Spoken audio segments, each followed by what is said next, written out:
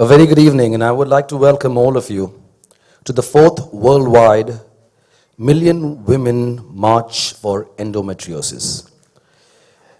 At this very moment as I speak, 64 countries all over the world, we have people joining hands to raise the awareness among patients, professionals, and members of the public of this serious disease called endometriosis that is taking the lives of young women and ladies all over the world.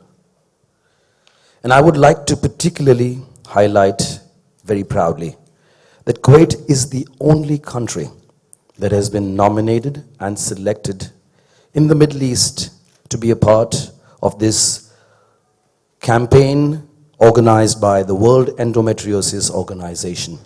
And I think they really deserve a round of applause. Let's give it up for.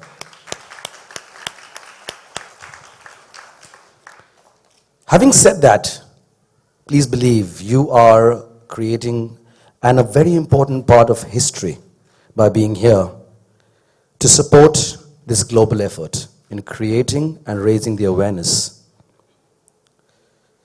At the end of today's event, inshallah, we hope that you are well informed completely of the diagnosis, the treatments, and whatever else is involved with this deadly disease. If you look at the construction sites and you see people on the roads, you will see that they have yellow helmets and they raise a red flag. Yellow is a sign of safety and precaution. Red is that alarm when we can't go back.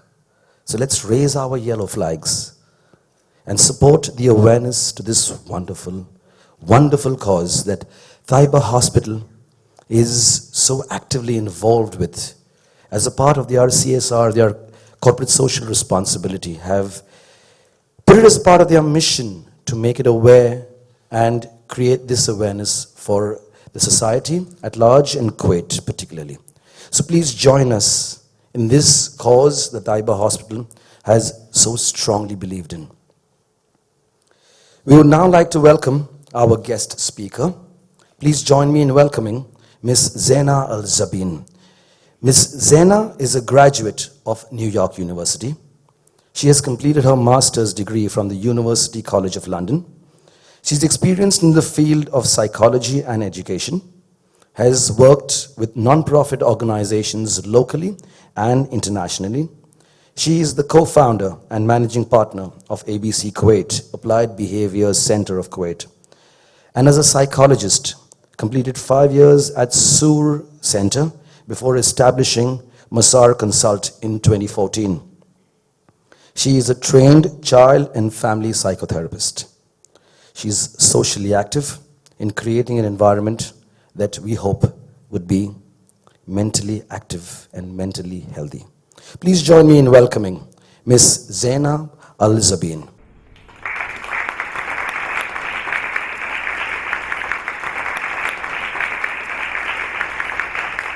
Good evening. A few weeks ago, the wonderful team at Taiba Hospital asked me to be a guest speaker for today's event, the Endo March event. When endometriosis was first explained to me, I was completely unaware. For 2 days, I couldn't even say it properly. I met with the charming Dr. Salma, and I did my research and quickly agreed to get on board and help in any way that I can.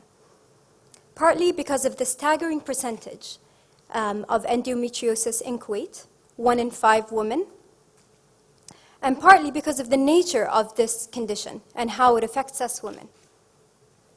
I will not share the statistics nor the medical details about endometriosis, as this is Dr. Salma's expertise.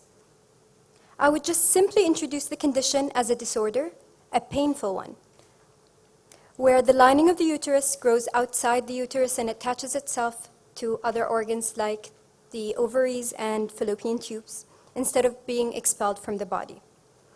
Setting aside the medical repercussions of this condition, I would just share some of the non-medical effects of endometriosis.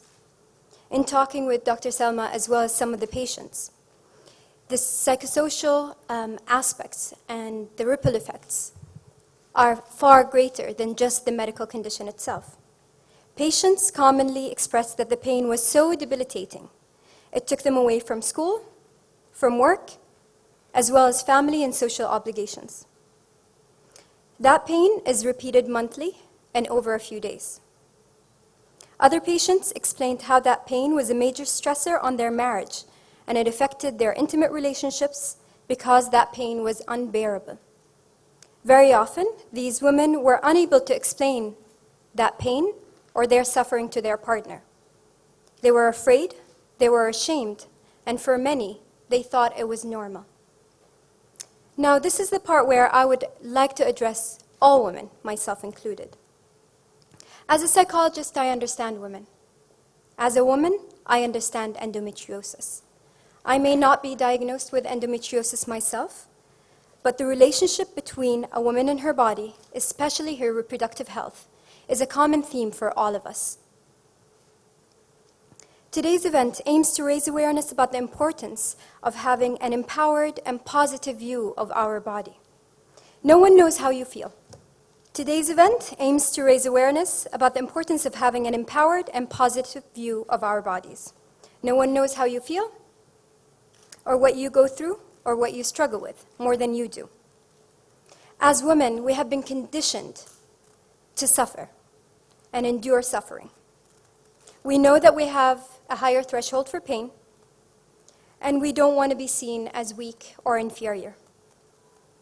There is often shame and secrecy around fertility issues, and many women think that they are less of a female because of these issues. We need to quickly change that mentality. Relying on pain medication or just being able to take it is not okay. Pain indicates that there is something wrong. It is our responsibility to listen to our body. Early intervention in all medical conditions is the best means of action. Do not hide behind that fear. Do not hide behind that shame.